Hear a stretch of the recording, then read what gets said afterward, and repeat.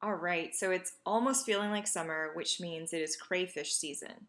Now, crayfish in Chinese is called 小龙虾, which literally translates to small lobster. And growing up in China, this is the only crustacean that I knew, and it is delicious when prepared properly. So, as I look for it here in California, in the Asian grocery markets, I often find them live. So, it is important not to be so squeamish so that you can handle them and pick them out. In this video, we're going to take about 2 pounds of crayfish and we're going to prepare it 2 different ways. One is kind of my no-brainer ginger scallion style that I like to use for almost all my seafood. And the other is this 13 spice style, or 13香, which to me, I've never tried it before, and I just found sort of a spice packet in the store while I was picking up the crayfish, and I thought, why not give it a try? It's all the craze in China, so let's see how it tastes. So we're going to get right to it. Starting off, let's chop the raw ingredients. I'm starting off with smashing some garlic, about 4 cloves. You can see I was a little bit indecisive here, but ultimately wound up with 4 cloves here. And then I'm going to chop up 1 whole yellow onion and about 1 inch of ginger sliced. Actually, I added in another inch of ginger a little bit later for the second preparation. So 2 inches of ginger total. And then just about half a cup of green onions, or scallions, I plucked from my balcony garden. So it's no secret that in Chinese preparations of seafood, we like to use a lot of alliums. These are your garlics, your onions, chives, and so on. And that's really just to remove this fishiness flavor in a lot of the seafood.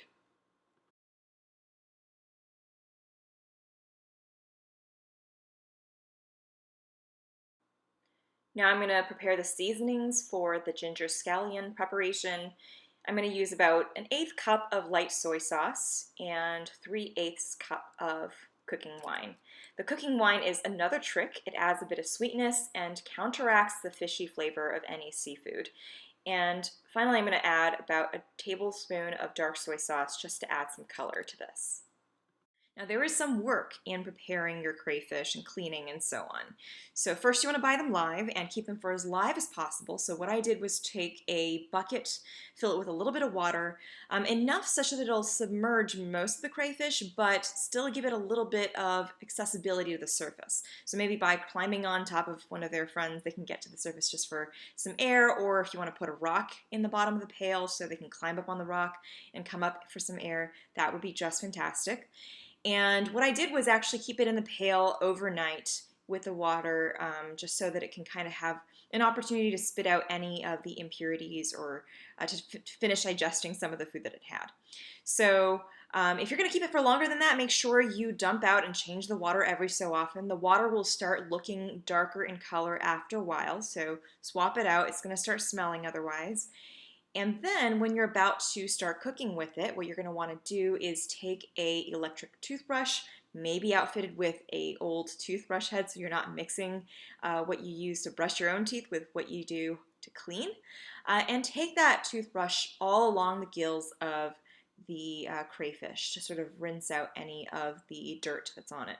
It's helpful to have some gloves just to make sure you don't get snipped by the claws.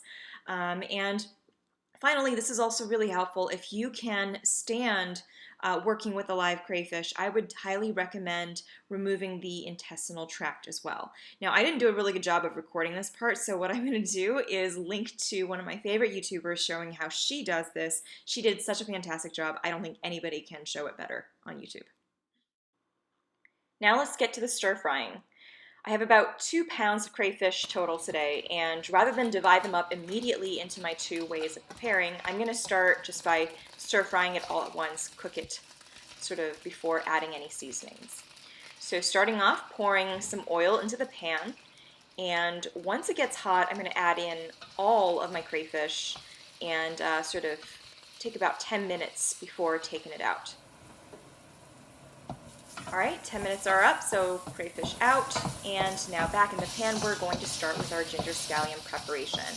In an empty pan with the residual oil from earlier, add your ginger slices. It's about the 1 inch of ginger, so half of the ginger allotted, and give it a good stir. And the pan is already really hot, so I'm going to go back and add in half of my crayfish. And they're already cooked, so right now it's just about putting it in some delicious seasoning. So immediately I will go ahead and add the soy sauce mixture that we prepared earlier, and leaving the stove here on high so that we can have a very vigorous boil.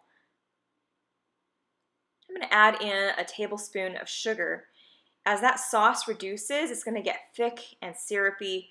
You can see it bubbling very nicely right now. I'm going to boil it for about 10 minutes. Then when you're ready to plate, go ahead and add the scallions in the very end. If you add it too early, it's just going to turn into mush, and that's not going to be quite so beautiful. Give it a quick stir, and we are ready to plate.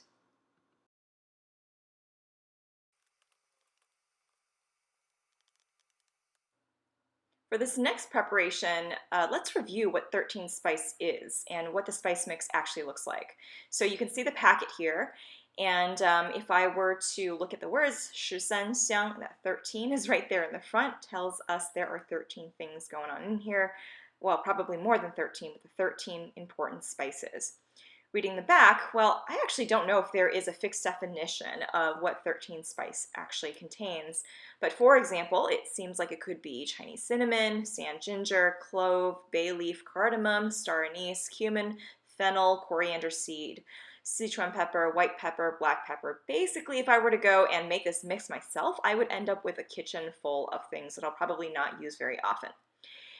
Here on the packet it says this pack is for about 3 pounds. It's not quite the same units, but it's almost 3 pounds.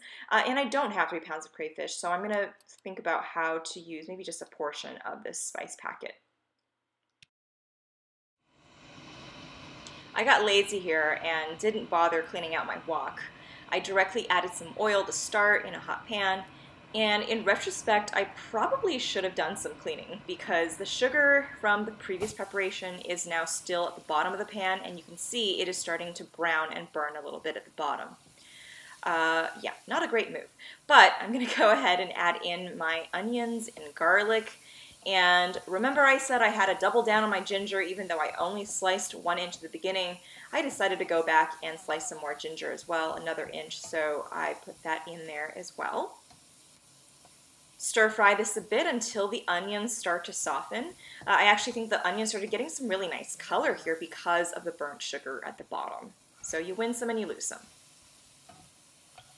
Then I added in the crayfish that's already been cooked, and following that, about half the packet of the 13 spice mix.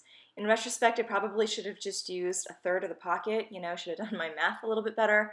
The flavor, once it hits the pan, immediately hits your face. It is very, very herbal, almost like Chinese medicine. And the spice is starting to stick to the bottom because of the previous sugar that stuck to the bottom as well. So definitely stir this very vigorously to prevent things from burning and getting really out of hand. After about 10 minutes, we are ready to plate.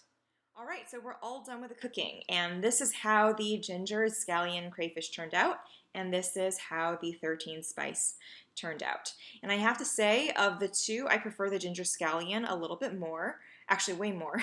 It's a little more straightforward, easier to like, whereas the 13 spice tasted really, really herbal, and that could be because I used a little too much of the spice packet. So I'm not sure, but I probably wouldn't try it again unless I felt really adventurous. So I hope you guys try to make some crayfish at home. Do let me know how it goes, and also let me know if you call it crayfish or crawfish in your neck of the woods. I can't really figure out what the pattern is. Anyway, in terms of some bonus footage, I'm going to show you guys what happened when we took one of the crayfish to meet our cat at the very end here. Take care, everybody. Cookie, are you interested? Cookie.